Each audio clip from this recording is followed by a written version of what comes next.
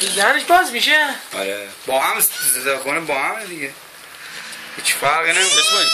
اسماعیل این مشکی نشون نمیده. نه خوبه. نه ها چی؟ کاپشنشو در بیاره. خوبه.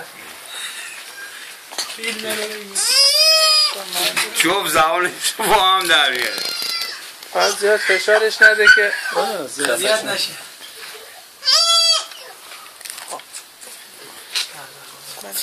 پاش قرار میگیره یا نه؟ نه کله سنگین‌تر است.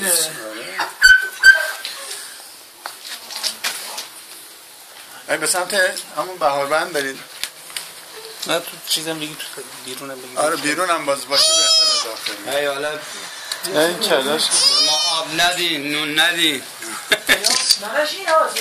نه این تازه زیده 3 تا زیده. امسال همه 3 تا 4 تایی شدن.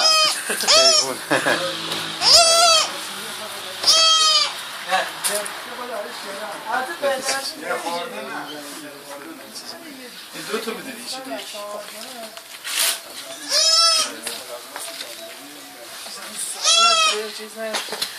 چیز نمیشه نه؟ نه هنوز خواه نگرفته. امکان داره زنده مثلا بمونه گوشه؟ بمونه. بله؟ میمونه. مثلا یه همچین چیزی قبلا بوده؟ نه اینکه نبوده. ولی شیر میخوره. از یه دهنش میخوری دیگه. دست دوشیدن نگیم. شیر خوردنش اگه میشد ما مادرشو باید بیاریم.